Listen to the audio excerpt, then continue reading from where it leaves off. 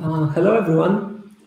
Welcome to the next meeting of Silesia JUG. Today we have a pleasure to host Kuby Nabrdalika. Jakub will talk about architecture, also known as systems design. Before we start, I would like to mention our sponsor, Silesia. Thanks to them, the streaming is possible. Silesia builds the anti-money laundering system. If you want to know more about the company, feel free to ask me, as I am privileged to work with them. Besides, we encourage you to send your talks proposals. We are constantly looking for new speakers. And to apply is actually pretty easy. Just go to silesia.jug.pl and click this button. It will point you to the application form. Okay, so I guess this is all from me. Jakub, the stage is yours. All right, thank you. Let me share the screen. There we go. Okay.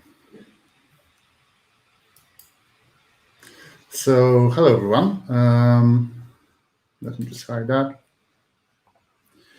Okay, so this is a talk about architecture a little bit and the things that I wish I knew several years ago when I started. So you know who I am. If you don't, there is actually a link down there. The only important part from the perspective of this talk is that I've been designing systems for the last 18 years, and it's usually a greenfield projects. I was lucky, I guess, to always, most of the time actually, to develop systems from the scratch and actually to build them from the ground up.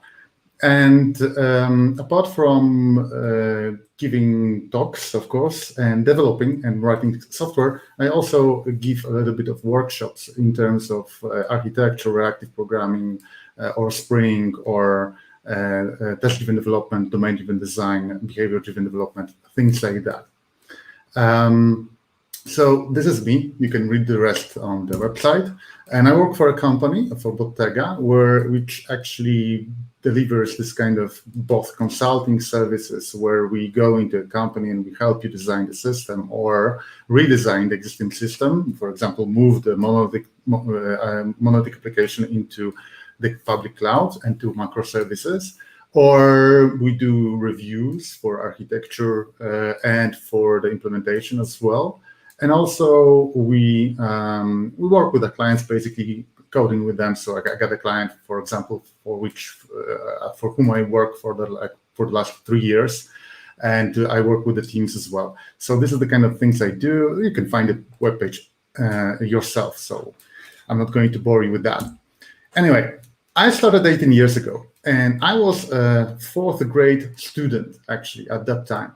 And somebody came up with the idea, and I had like 4 months of experience, of commercial experience at that point, when somebody came to an idea that they're going to let me design a new system, an ERP kind of a system, which are getting quite large and they're quite big and have a lot of features, for a project which was designed to have, which actually took 3 years to finish. So you don't do this kind of things with a student, right? Especially with somebody who's got no experience, but that's exactly what they did. And so I made all the possible mistakes. And when I travel right now and move from a team to team, from a client to client, and I help those teams, I see the same mistakes that I did repeated over and over again. And I thought at the very beginning, I thought that this is because of, most of my clients are, for example, in Poland, so they have the same education that I do, or mostly, right? So maybe the education system was completely wrong, and that's completely true. The education system was completely wrong. But then I saw that working with people from the US, from Asia, and from Africa, that they make the same mistakes again. So maybe there is something bigger going on in there. Maybe there are just popular traps and the kind of mistakes that you can make. And so from what I've learned through reviewing and designing myself and reviewing the work of others is that usually people don't make such a thing as a bad design. They make just a design when quite often they don't have enough knowledge about the domain or about the techniques, or maybe they lack the imagination because they don't have enough experience, like I do, like I did back then as well. So the kind of things that we think are mistakes right now are usually coming from the bad education, basically, and lack of experience. And so I thought that I'm going to bring a few features, like just a few points for 45 minutes that would help me back then, 18 years ago, and maybe they will help some of you, and that would be great if it helps you, like, not go into the same, not do the same mistakes that I did. Okay, so let's move to those things, right? So first of all, the thing I didn't understand at the very beginning is that you cannot have an optimal architecture for everything. Basically, there's no such thing as great architecture or good architecture. There's only architecture of a system which is optimized for something specifically, okay? And you cannot optimize for everything. You have to pick something up, and you can choose one thing, maybe two things. If you're lucky, you can pick three, but basically that's it. And you have to make it explicit, because if you don't make it explicit, what happens is if I join a company and basically I ask them, okay, so what were your goals with this architecture? And different people tell me different things, right? So they optimize and they implement different things that work against each other, right? So then the basic problem is people do not know what to optimize for. If I ask the developers, I usually get the answer something like, yeah, we need a high performance. And then you find out that they have 2,000 requests per second on their machines. So that's nothing, right? Or maybe they say that we need to be able to scale, like in terms of the number of the users and transactions that we process. And then you find out that the business cannot scale, actually. It's not possible, right? So what do you optimize for? My suggestion is that, first of all, just let's agree that most of the systems, unless you exactly know what's going on, then most of the systems will work on any kind of hardware that you throw at it, unless you make a mistake somewhere. So basically, you make a query to a database and you're not hitting indexes. That's what's going to get slow. You're making too many queries and too many external calls. That's going to get slow, right? Apart from that, everything runs pretty fast. So most systems actually do not have to care as much about performance as not screwing the performance up. But what most people have to care about, and I would say even probably all, except for a few big players, are things like being able to maintain this system. And basically, that's the thing I would recommend as a goal if you don't have any other goals, okay? Being able to create an architecture where the cost of the maintenance is the lowest. And the cost of the maintenance is actually how much time it will take for your team to keep the system alive, to debug it, to fix bugs, to explain how it's working, right? To work with the customers and other teams, this kind of thing. Now, this is important because if you keep the maintenance cost very low, let's say 5–10%, right? Then you got this 90% of the time that you can spend on delivering new features and building new stuff. If your maintenance cost is 50%, you're only left with only half of the team, right? And the architecture design has got to take that into account. Now, if maintenance is not a problem, or you can actually achieve that and you still have some space for another optimization route, then work for and aim for extensibility, which means how easy it is to add new features to the system, right? So we all know that, you know, when microservices got popular, it was mostly because the alternative to that was a monolithic application. And if you have a monolithic application for 200 people, I can guarantee pretty much that implementing a new feature will take a lot of time, just because even if you have a good, well modularized application, it's most likely going to take more time than creating a microservice, right? But that's only on a large scale. And so we have to think in terms, okay, assuming as many people as I have, how will that decision, an architecture decision or the feature, impact how other features will get implemented later on, right? So aim for those two. And if you're a startup, also aim or think about whether you don't need to aim as a main point, basically, for being able to reuse your work later on, because a lot of startups actually have to find their marketplace. And basically what that means is that you're going to do a pivot. So basically, you're building a Heroku kind of a system, right, one day, and another day you're building MongoDB database because the Heroku kind system doesn't work, doesn't sell well because there's already Heroku there, right? That's the story of the company called MongoDB Corporation. So, and a lot of different companies which are startups, which are looking for the market, for the place in the market, right? This is what you should optimize for, being able to reuse the code and change the goal later on, right? Change the aim or the features or basically the product that you're building. Okay, so just pick 1, 2, or maybe 3. That's it. Don't pick everything else and make it explicit. Now that we know what we are going to optimize for, then we have to choose basically which flavor of an architecture we do. And there are 3 popular these days. The first one is a modular monolithic application, okay? Which means just a single application with a lot of modules, right?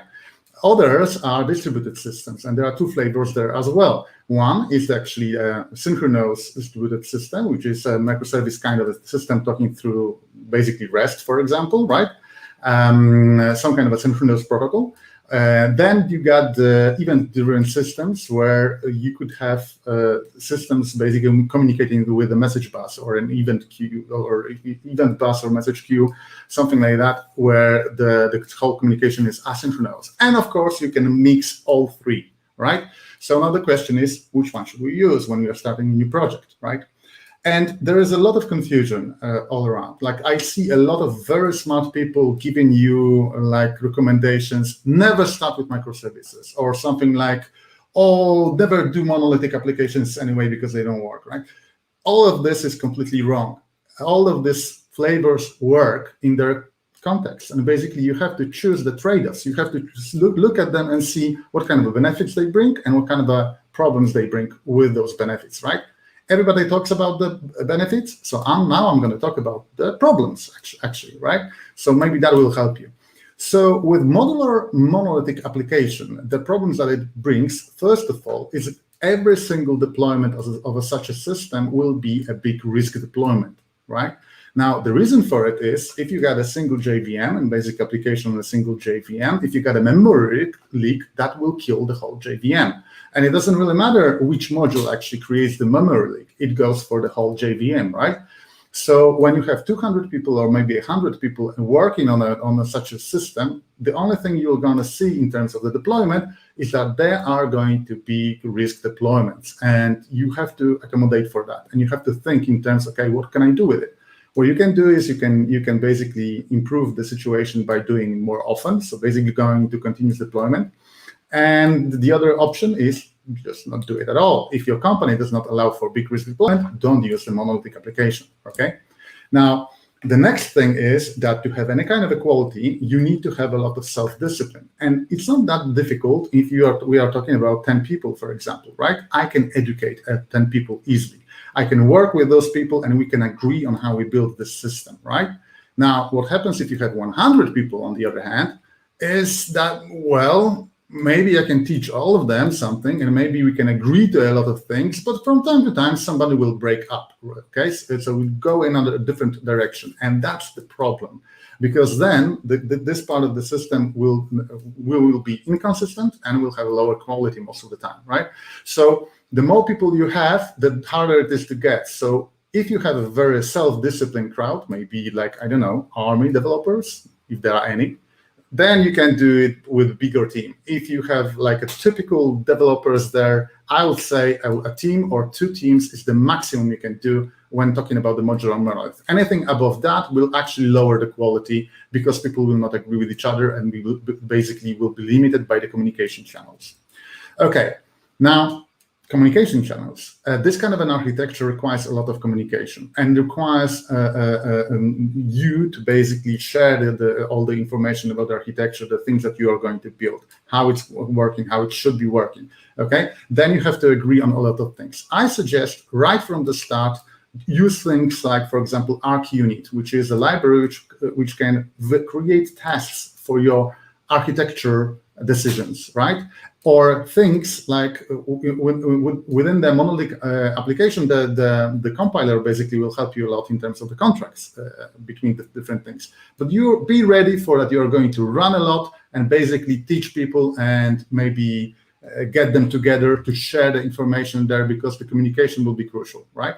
If you have too many people and you cannot keep up with them and basically contact everyone and spend enough time with them, that's the moment when you understand that the monolithic application is not good for you anymore, right?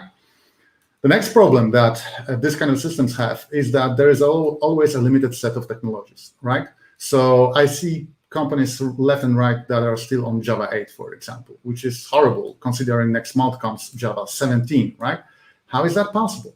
Now the reason for it is because there is one single library somewhere down there which actually doesn't work in anything except for Java 8, so that you have to keep it, right?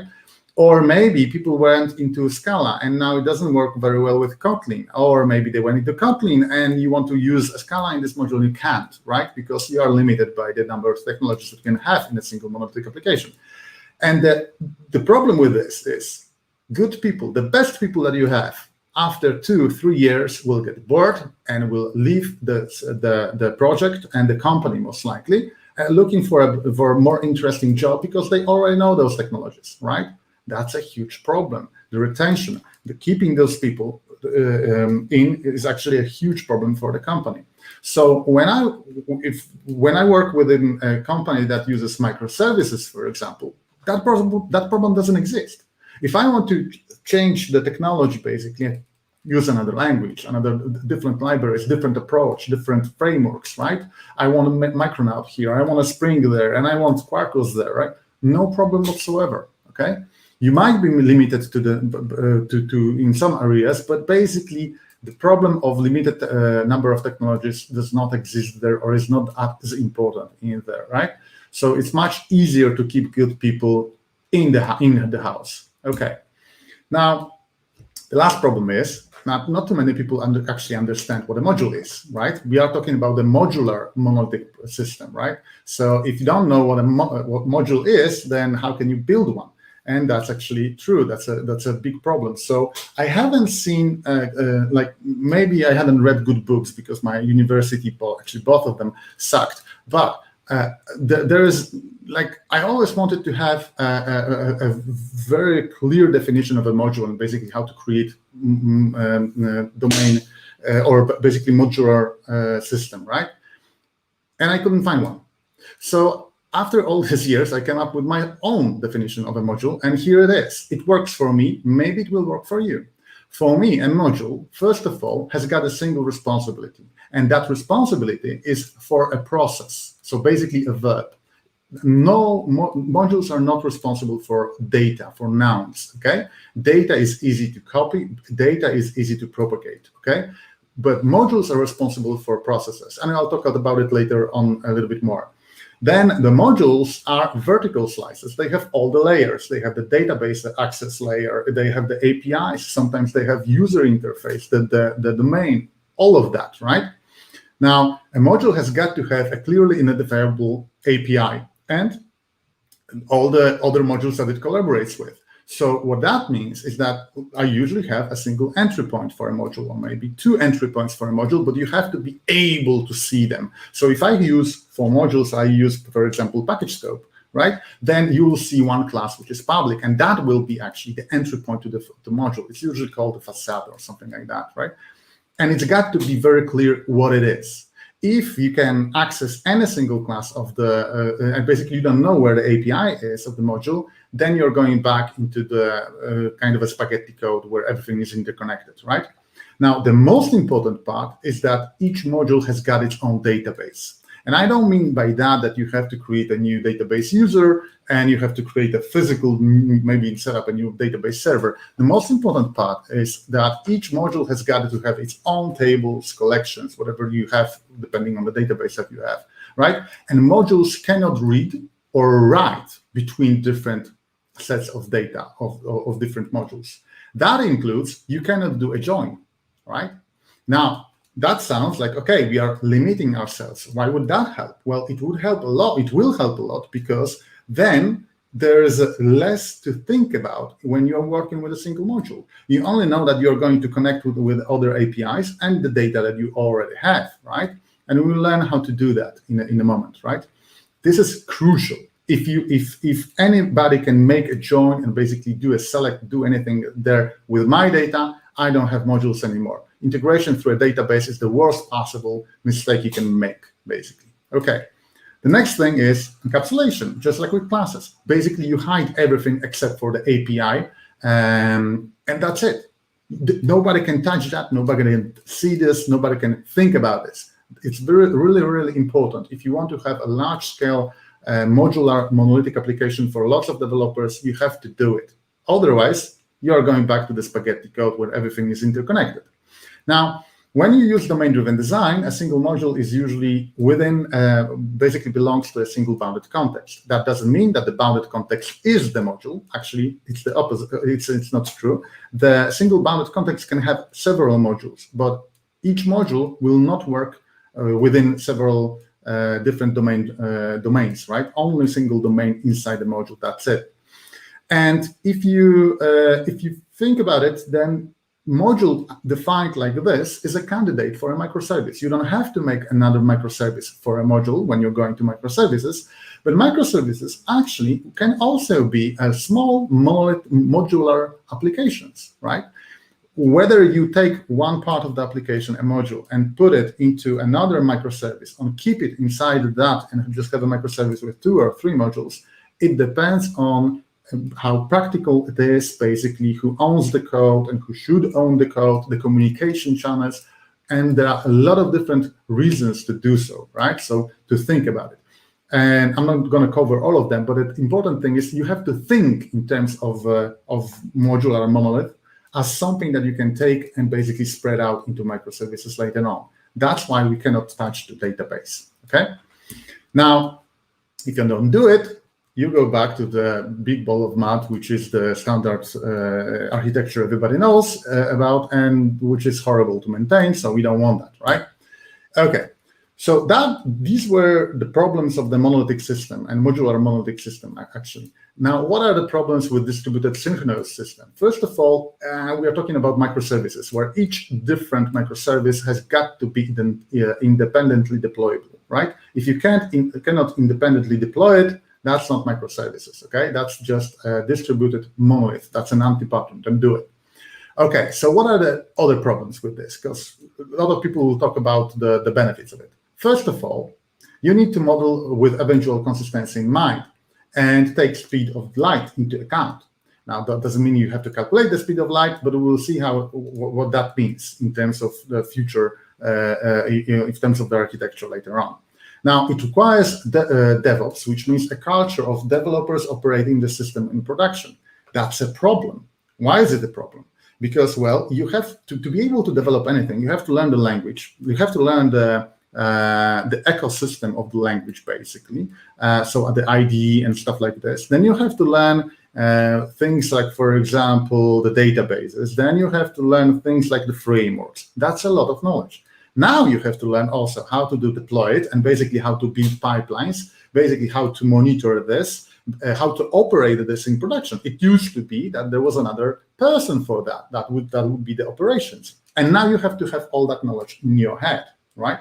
So there's a lot of things to learn. And even with all the tooling getting better and better in public cloud, there's still a lot of knowledge to learn, and things basically, it changes a lot the way you develop stuff. You go into observability, for example, right?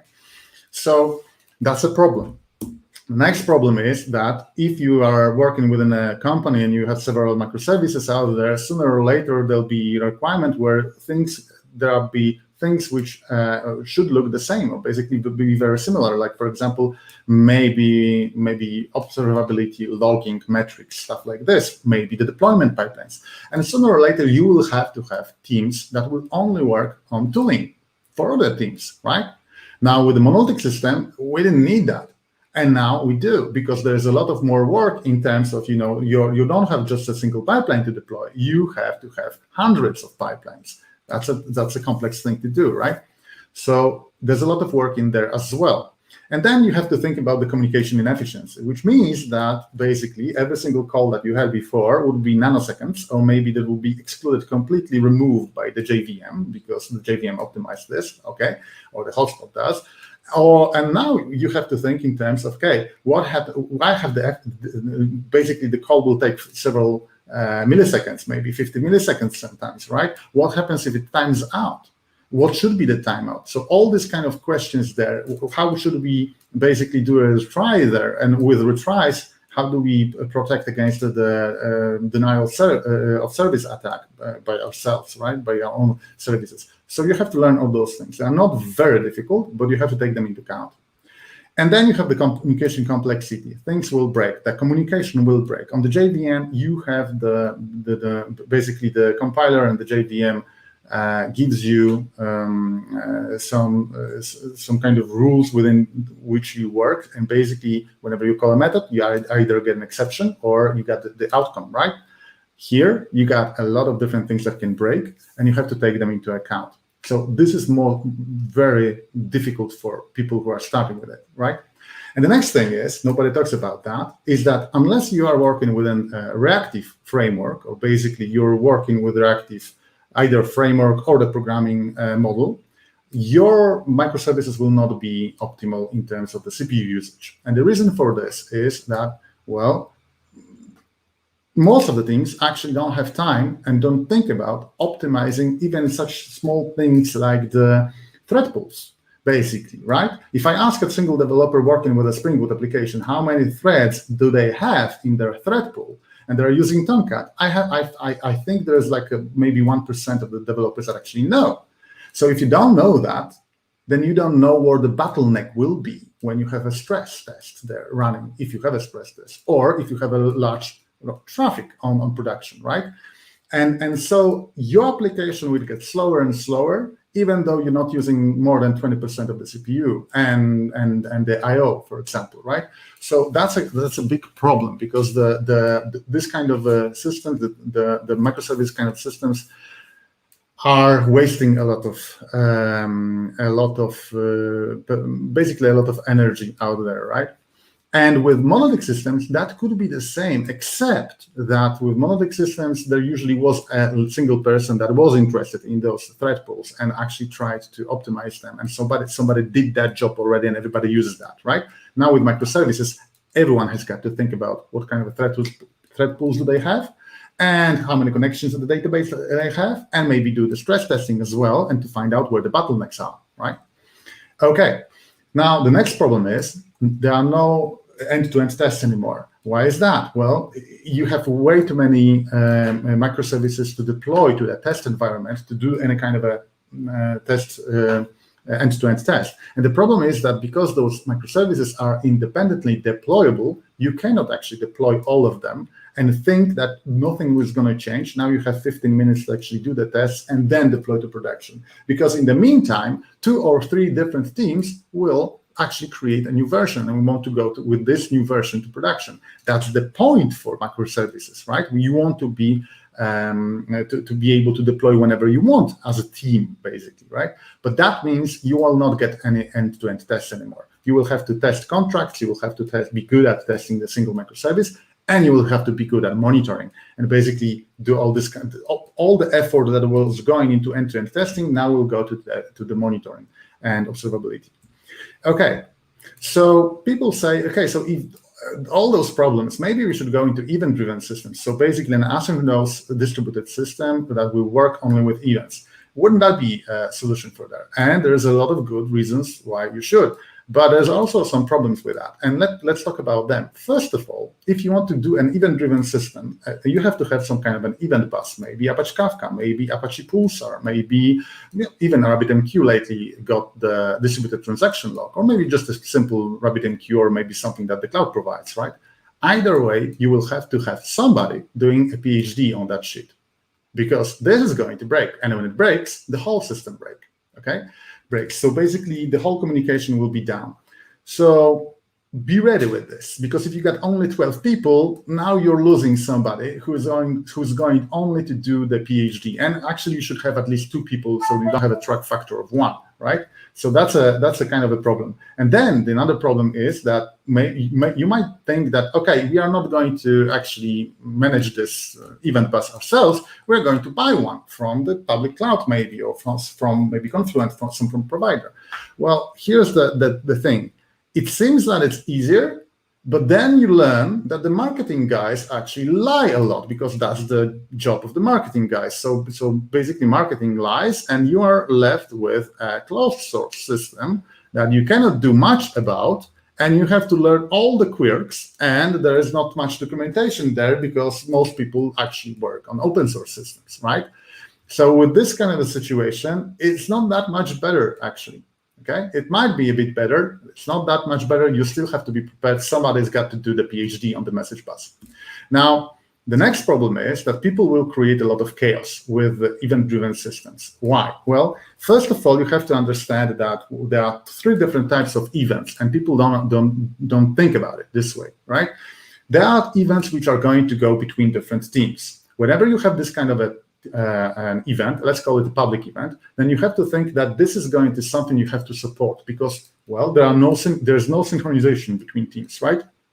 So what that means is that, well, if we have a persistent transaction log as a message bus, then for every single event that we are going to send there, and when we change, for example, the versioning, basically the DTO, or the structure of the event, then we have to rewrite all the old events as well, because somebody will need to be able to go back using only the latest definition of the event, right?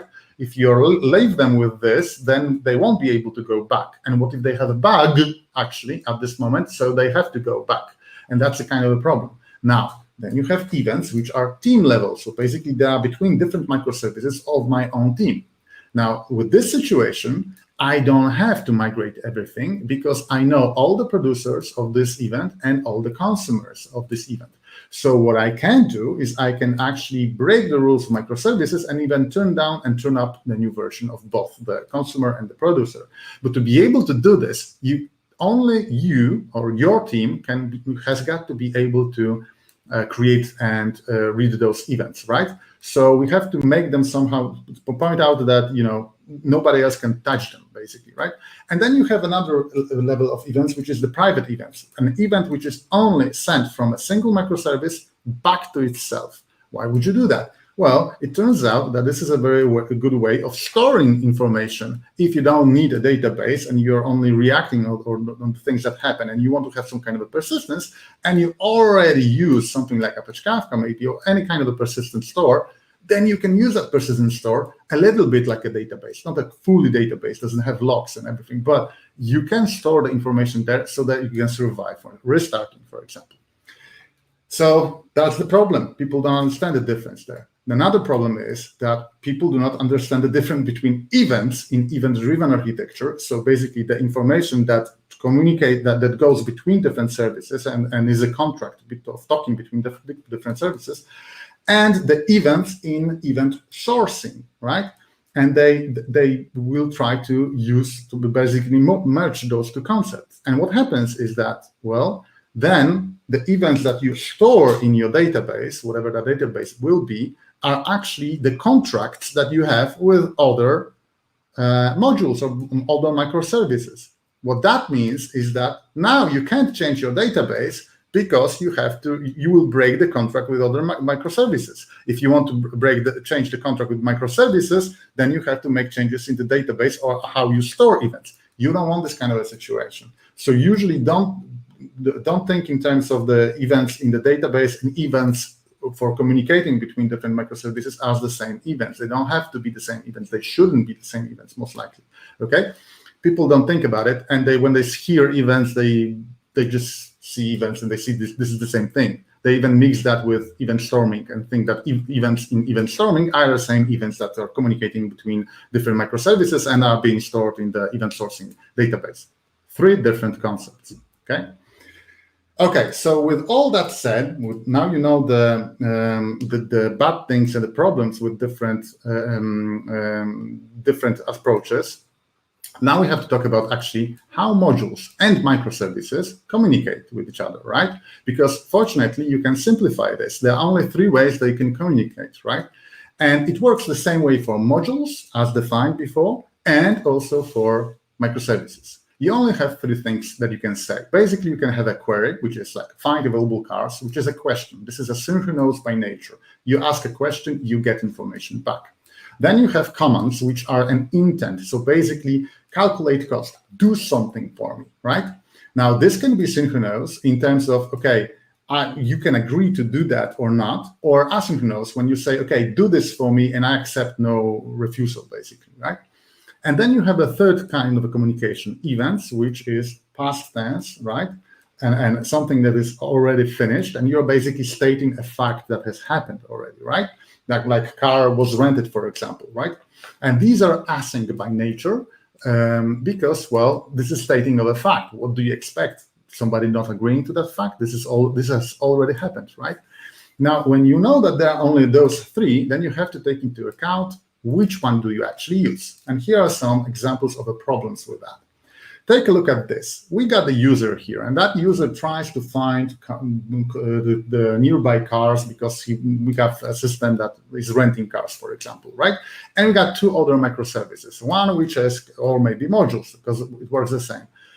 Maybe one is called car rental, which knows which cars are rented and which are available. And the other one is locator, which knows where those cars are located, right? Now, we got the microservice called car finder, which has got to find the nearest available cars for our user, right? So how do we do it? If you do it with queries, what you will have to do is something like this: get available cars, get car locations. It depends which one you want to start with, doesn't really matter that much, right? The problem is that if you call get available cars, and you will have like 500 cars perhaps. So then you're going to call get car locations, giving it 500 different IDs. That's not going to be a very efficient query. If you do it the other way around, you're still going to have a lot of IDs. So no matter how you do it, if you have two different queries, you will have two queries to do different microservices or modules. You'll have to do two different queries to the database underneath. And the second one is going to be very inefficient because it's going to work on the IDs. Why do you have to do this way? Well, because you cannot do a join, right? You cannot run a join because of the definition of the modules that I gave you, right? Otherwise, you will end up again with the basically a spaghetti code or a distributed monolith. So you don't want that. So what can we do with this action?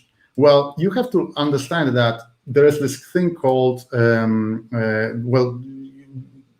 data locality, basically. So it means that the optimal number of external calls that I have to make in terms of being able to answer as fast as possible is actually 0, right? I have to have that data locally, which means in my database, if we are talking about modules, or in my microservice in the database of that microservice, when we talk about microservices, right?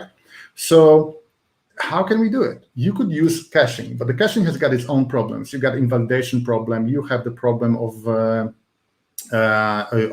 basically you have to fit that cache into maybe memory or file system, somewhere like that. And cache only works if you hit it at least 80% of the time, right? So the other option is to turn it around. And instead of doing queries, see how it would work if you use events, right? So now what happens now is we are doing exactly the same feature, except this time we are not asking anyone for anything. Instead, the microservices or modules locator and car rental actually send us all the updates. Car was rented, car was returned, and the other way, car moved, right? So we got 3 different events there. Now we have to store them, or at least store the current view and perspective on that data. And then what happens, and this perspective is called a read model usually. And what happens is that then we can do a very fast query. It's actually faster. The database query here will be faster than if we did a join between those two the tables of these 2 modules or microservices, just because it doesn't have to be a 3rd normal form or 5th normal form, and we can basically get it very, very flat the way we actually need it, right? So that's another level of complexity, because you have to have this data and you have to duplicate this data, you have to save it into your database, but it will actually improve the performance a lot and solves completely the problem that we had before with the queries. What that means, every time you use a query, see if the events wouldn't work better, okay? And the other way around. Okay, so now that we know the problems with the queries, now we have comments. And comments are the intention, right? So here's the problem with comments. Let's say we got the microservice called rental or a module called rental. And that works, that is built by one team. And then we have, then this module or microservice calls calculate cost to another microservice, right? Cost calculator. And this belongs to another team. The problem is that whenever you use a command, basically you're telling somebody what to do, you have to understand the process that the other team does or is responsible for, right? And at the very beginning, you may say, oh yeah, but that's a simple process. I know when it happens and I know what they need it to happen, right?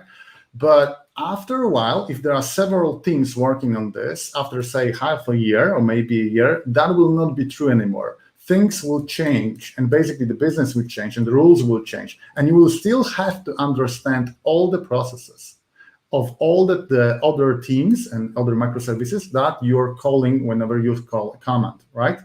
So whenever you express an intent, so basically do something for me, you have to understand what that it is and basically what you expect from them and how their process works, right?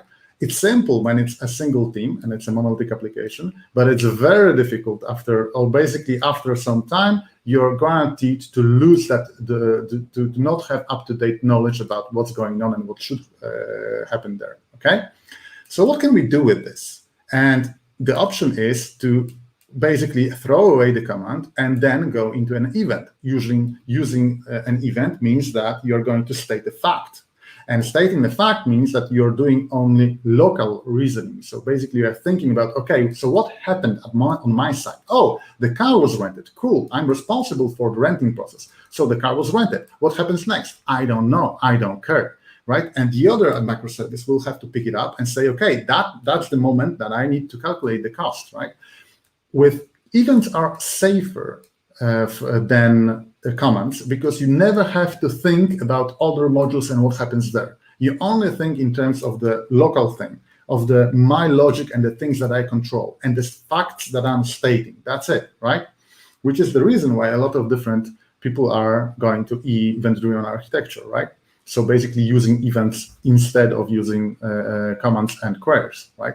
So that makes it easier to maintain because it will be always true. I will always tell the truth about that the car was rented, because even if the logic of other microservices changes, I'm not making any assumptions on their processes. That's it, okay? That's the easier to make this basically independent and make it independent development. Now, the problem with events is another one. You have to be prepared for a baseline. People say some things like, okay, I got Apache Kafka, for example. I got basically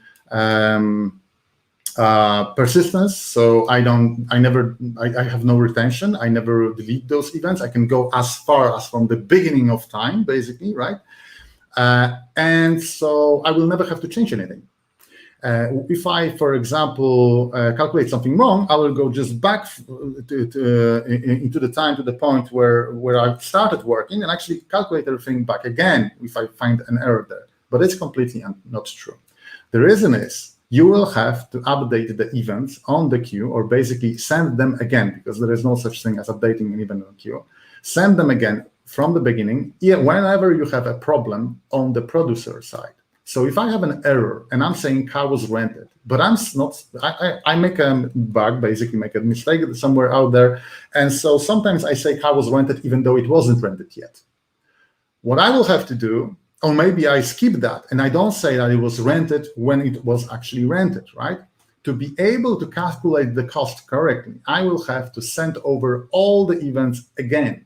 Maybe only send the events that I didn't send, but it's easier from time to time. It turns out that it's easier actually to send a baseline. So basically clear out the situation and say, okay, I'm sending the situation, all the events about to show you basically how I see that data again, because I had a bug and some of that data didn't get through, right? So that's a baseline. And well, you have to be ready for it. And nobody is at the very beginning. So with this kind of error handling, that you can have an error creating an event, you can have an error serializing or deserializing an event, you can have an error in the cost calculator, but the data is not present in the event that you actually, it turns out that you need that data. So again, you will have to basically, the easiest way to fix that will be to send all the events again instead of going back in time, because even when you go back in time with full persistence, you don't have that data on the queue. Okay, so be prepared for that. That's a bit of a problem. Okay. All right.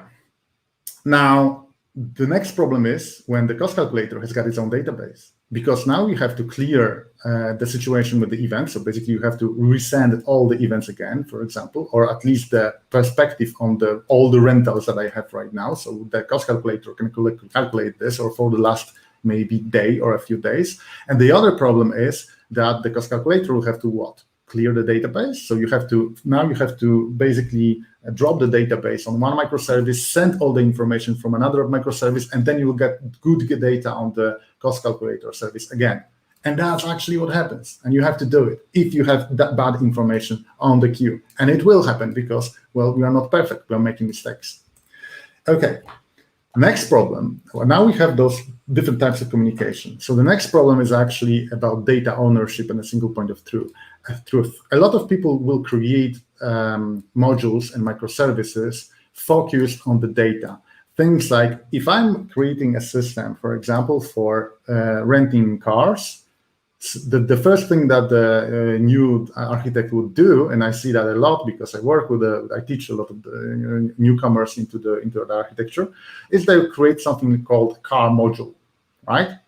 Now, if you name something car module, what is it responsible for? It's responsible for everything about the car. So what happens is that it's got all the arrows and basically all the communication, because it's got to control the car and be able to say what's going on with the car, right? Now, that doesn't scale too well, and basically you're going to create a monolithic application called car module with a lot of spaghetti code and a way too broad responsibilities there, right? That's a huge problem there. Now, this used to be the way people design systems, and it's called data ownership, when you know exactly which microservice owns that data. So all the information about the car is owned by that single microservice. And I see a lot of old-time architects who are still asking the question like, where is the data ownership here? Or basically, who's responsible for that data? And it's a completely wrong question, because instead of this, you have to think in terms of the responsibilities per feature, or basically per process, and you have to start designing in a different way. How would we do it then? Well, you think in terms of processes. So you know that there is a rent process, there is a returning of the car process, and then you have different microservices there, which always basically handle a single process out there, right? And then they talk with each other to communicate, to have eventual consistency. If you have a modular monolithic application, you have a transaction on top of all of that. So that's actually strong consistency that you're going to get there. If you have a microservice or distributed system, you are going to have eventual consistency, because the speed of light, you can't do it in any other way, or you actually could if you use the distributed transactions, but they're way too slow. So back to the speed of light, we have to do it this way, right? Now, with this kind of an approach, what happens is that instead of data ownership, you talk about a single point of truth, which means that there is only one microservice that can tell you that the car was rented. If there were 2 or 3 different microservices that could say the same thing or state the same fact, the problem would be, what if they disagree, right? Now, with this approach, for each event, or basically for each message that you send, you only have one single microservice that is responsible and for saying that, okay? And you can have several instances of this synchronized through, for example, a database or anything like that. This is completely okay. But this is a single point of truth. So when my car rental says car was rented, okay, then it doesn't own the information about the car. It owns, it's a source of that information, but then you can copy that information whenever you want. You can basically pass it over, you can store it, basically everybody can access that. There's no ownership of the data. There's ownership of the processes, and a single point of truth intends that only single service can actually say something. That thing is being said only by that microservice, okay?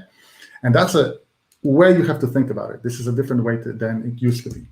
Now, the single point of truth is important because it allows you to ensure invariance, which means things that are always true. So I'll give you an example here. Let's say that we want to rent a car, and the only car that can get rented is the car which was returned or is not at that moment rented, right? So this is why you have to have it in a single microservice, because in that single microservice, you can do optimistic locking or pessimistic locking on the database, and that's how you will control that invariant. It can only change here in that single microservice. Now you can do the same thing for every single other microservice in terms of other invariants that you want to state and basically have. But when we are talking about the renting of a car, the car rental is the one deciding about whether it happens and whether it's okay to happen or not, and it can lock the database. So it doesn't really matter how many users per second or how many concurrent threads you have. Okay. Now, then the problem is there is another problem there. If you go with like this, there is not a single microservice or module that has all the information about cars. So what if your business comes over to you and says, okay, now we need to know. We need basically to be able to see a dashboard when you have each car, the ID of the car, who's driving it right now, whether it's rented or not, returned, and basically its location. Now this is spread across several microservices there. What do you do with that, or several modules? Well, you create another module or microservice, and you gather all that data, and then you can show it, right?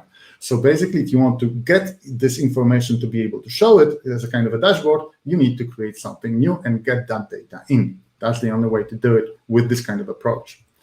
Okay, and this is where we have to talk about the orchestration and choreography. So basically, how you should synchronize your state. And I'll give you an example here.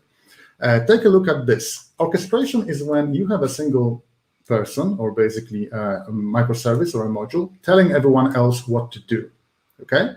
And that's usually with queries, that's usually with commands, right? Sometimes with events, but the problem is that if you use queries and commands, basically the commands are the most problematic ones, you will have to understand the rest of the process. So basically, everything else. So like here, the car rental says, oh, you know what? I need to calculate the cost. So calculate that cost for me, right?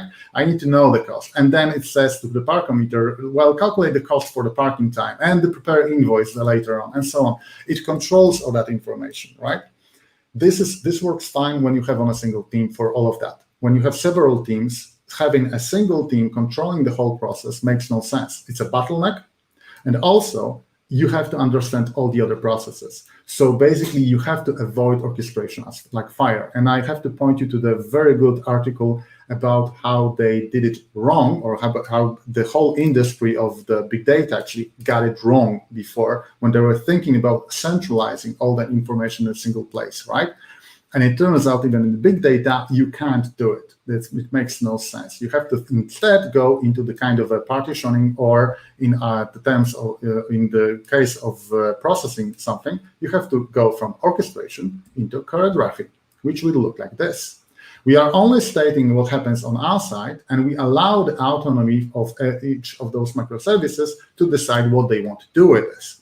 So with this approach, we would have car rental, which says car was rented to other microservices. And the other microservices or modules would say something like, oh, that means I need to start calculating the cost, or maybe I need to calculate the cost. Or maybe I need to store that so that that information is important for me because I'm not returning this car anymore when the user asks for free cars, right? And so on and so on. So this is a choreography where you don't have a single microservice that are controlling all the processes, all the very long process in a center, but instead everyone knows what they need to do. And this is much more flexible. It allows you basically to change the logic and basically give each of those microservices or modules to another team and let them develop freely and basically make their own decisions, talk with the business for themselves. And you don't have to put all that processes into your head anymore. It's much easier to reason about. It's much easier to manage and basically develop later on. So always choose that when you have more than one team. Within a single team, you can do it orchestration. Okay. Now, the next problem that people have is, okay, so now I got modules, but my modules are kind of big. Like I have 5 of them in my large application for 100 people. That's not good modules. If you have 5 for 100 people, right? Something's wrong. So how small should they be? Can they get too small? What's the, like, we need some kind of a heuristic basically to say, this is a good module, this is big enough and small enough, and this is actually perfect, and to say, okay, this makes no sense because it's too small or too large. How can we make that decision? And it turns out it's very easy. I'll give you an example because it's easier to explain on the example. Let's say that we have a process of creating an invoice. At the end of the day, every single day, there is a scheduler running there, and we need to get the cost for the day, and then we create an invoice, right? And we send an invoice. That's the requirement from the business. What people will do is they will create a single module or microservice called invoice creator, and they will do those two things, and that's it. Now, let's say that this is a single microservice and a single module inside of it. Could we actually go smaller? Does it really make sense to have more modules there? It turns out that it makes sense, and that there is a reason to do so. Think in terms of what does it mean to create an invoice there. First of all, you have to calculate this, right? So you have to have this kind of a knowledge about, you know, what the taxes are, what is an invoice, what's required for an invoice. You have to read some basically get some knowledge about the law, what the law in that country is, and if you're selling between different countries, how does it work from the perspective of the invoicing process, right? That's a different area of knowledge. That's something completely different than, for example, creating a PDF. And you might think, yeah, but the creating of the PDF is easy. Maybe it's not very difficult. It's not rocket science for sure, but you have to learn a lot. You have to read documentation for the library that you're going to use. And from my experience and the experience of everyone I talk with, actually creating the PDFs takes a lot of time because, you know, out of the sudden, this line comes over there and we are not, you know, then the characters are some wrong, or there's a color problem there or something like that. And it takes weeks. And basically, to create that PDF in a correct way, that's a completely different area of knowledge than to create the invoice itself, right? To calculate the taxes. And then you have to think, okay, so what do we do when we have the PDF? Then we have to send it through the email, right? So that means I need to learn SMTP protocol, maybe not the whole protocol. Maybe I can take a library like, let's say, Spring Integration, Apache Camel, something like that. Now you have to learn to read the documentation for that library, right? So what you learn here is that we could have 3 different people learning 3 different areas of knowledge, okay? And implementing this in parallel if we have 3 different modules.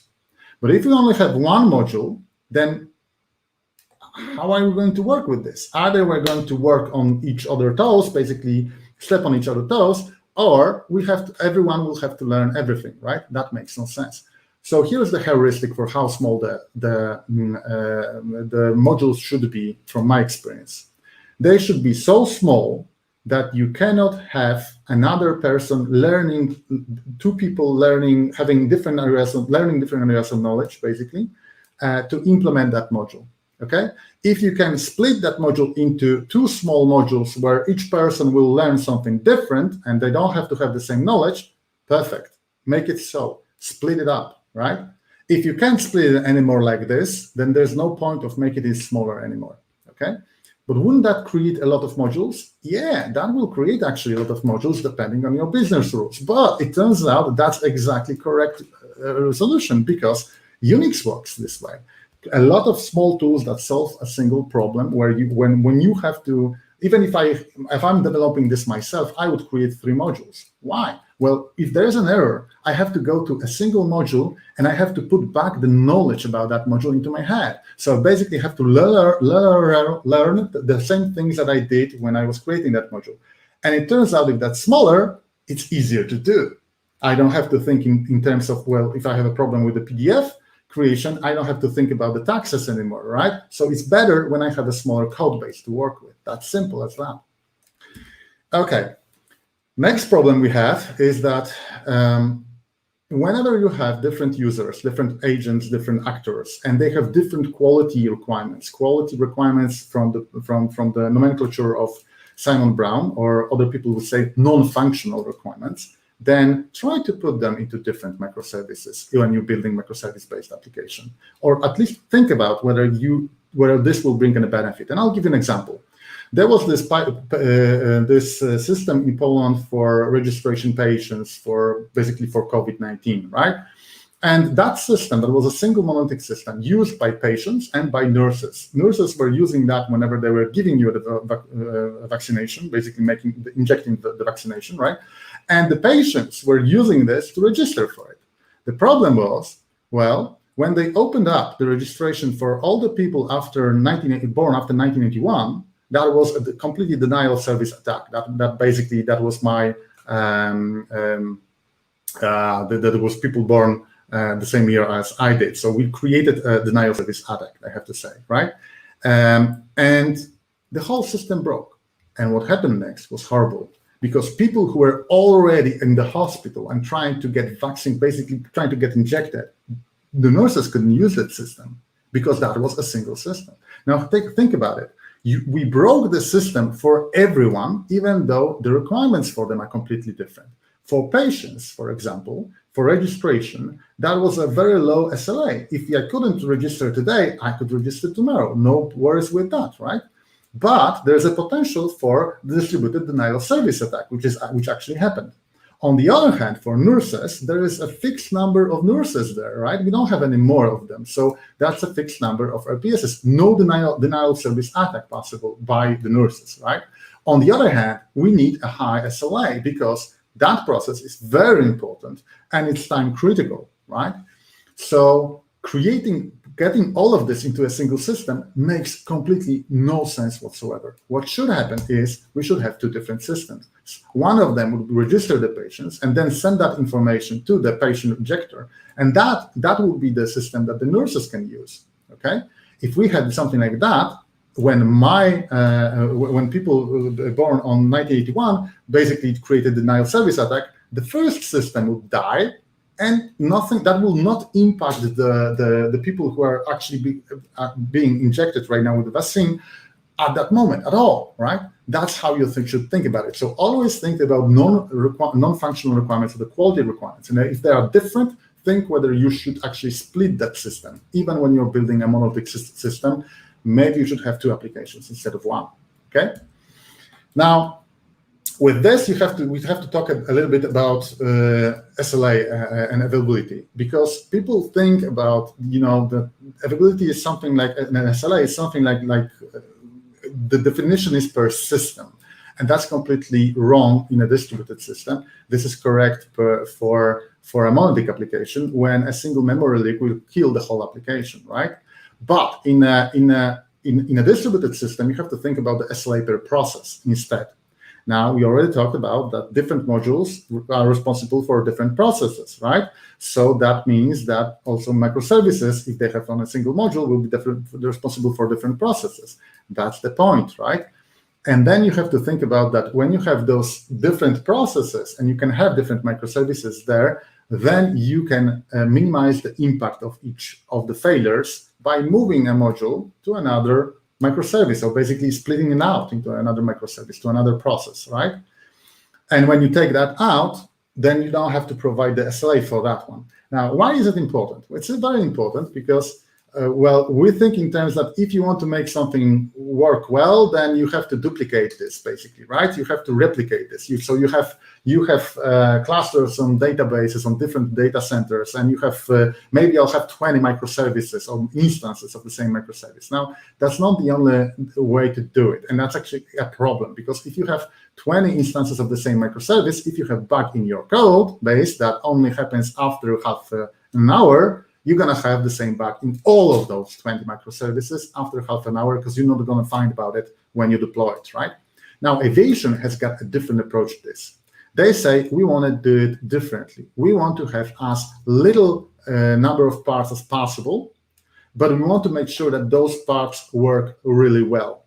And they have to do it for two reasons. First of all, they have to do it because, well, the body of the plane, or basically the mass of the plane, is important from the perspective of the fuel and the efficiency of the flight, or how much money the operator will earn on this. And then they have to think about it because, well, every single problem with an engine in a plane is a critical problem. Even if you have two engines, this is something big, right? We don't want to have any problems with that. Can we do the same thing in software development? That depends. The main problem is that in aviation, those engines, they don't change that much, okay? So when you have a service that doesn't have any changes, basically, that will be very, very stable sooner or later when you fix all the bugs. But if you have a service and you have all the changes all the time, like you are developing an engine and then each instance of that engine, or basically each engine would have new features every single week, for example, that approach that aviation has wouldn't work. And this is important because, well, there was a very good research from Microsoft, basically, about, the company had a lot of experience in bugs, especially with problems like every second Windows was actually a piece of shit for testing purposes, I suppose. Think about Windows 95, Millennium, Vista, and then Windows 8, right? People didn't like them. Now, every other system was actually okay, and it was great, and people like them a lot, right? So how does it happen? They did a research, and it turned out that there are reasons for all of this.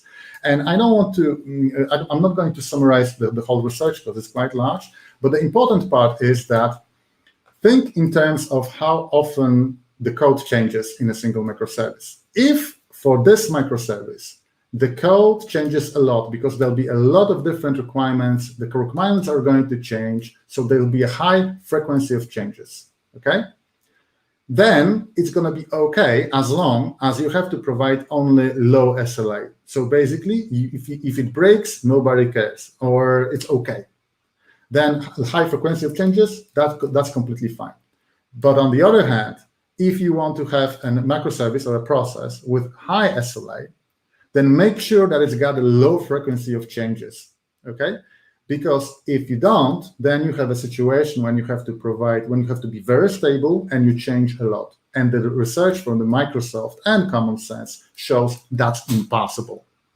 If you have something that changes a lot, it's going to break a lot, okay? So try to, when you create your microservices, try to separate different processes, maybe even split a process into two parts, like with the registration or the injection with the vaccine. When you have the situation when you need high SLA and there's a high frequency of changes, try to split it so that you don't have both of them at the same time. It's okay to have high frequency of changes and low SLA. It's okay to have high SLA, low frequency of changes. With both of them, you're going to have a large problem there. It's going to be very difficult. There'll be a lot of stress. It's not worth it. So try to change your architecture to think about that. And with all of this, we come to eventual consistency, which is something that, well, everybody who's doing distributed systems understands. But before you actually go into this, and definitely 18 years ago, I was scared. I was basically thinking in terms of the databases, transactional databases, the third, the fifth normal form, putting transaction on everything. And it is easier to think this way. But at some point, you have to basically drop that idea and basically go away from relational databases kind of transactions and the strong consistency there, and things in terms of eventual consistency. And the only thing I would teach myself back then, 18 years ago, is that it's very, very easy. It's really, really easy to go this way. The biggest problem is in our head, not actually in the software, right?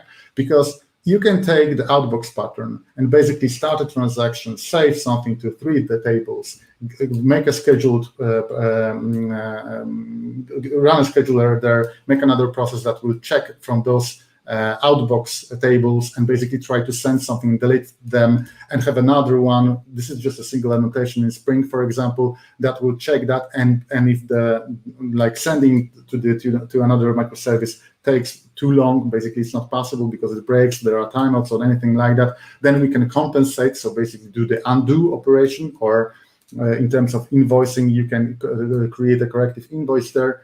And it's really, really easy. If there's more work to do that than just a transactional annotation there, but you have to go this way anyway, sooner or later, because of the limitations of the speed of light.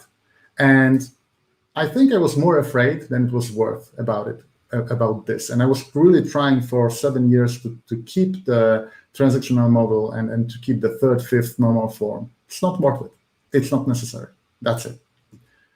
Okay, so with all of that, I'll leave you with a few books that I recommend in terms of reading.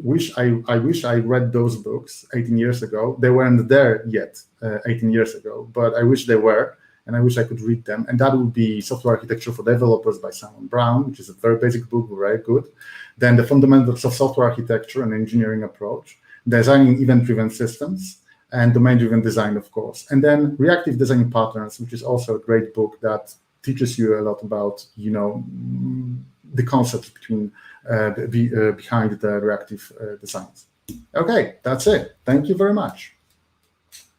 Any questions?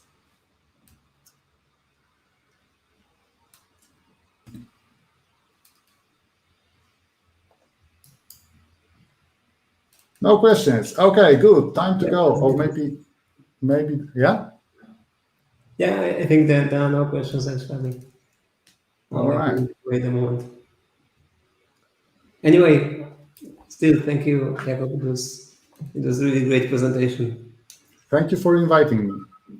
So my email and the Twitter handle is there at the end. Why so short? Wait a moment. I was supposed to take an hour, right? And we took a little bit more, I think. Yeah, so it's not that short. And yeah, we have to keep it short because people are basically tired, I suppose, after work. It's Thursday, right? That meeting was supposed to be so short. If you want a longer version, I actually give workshops on architecture, and they take 3 days usually. So I can talk about all of this for 3 days. No, actually, I can't talk about it for 3 days. I can talk about it for about a day, and the other 2 days we just do exercises. And so there's a lot of exercises because you have to learn how to do it. Okay, thank you. Good. So thank you again for joining us, Jakub, and thank you all for participating. Thank you. See you next month. Bye-bye. Bye-bye.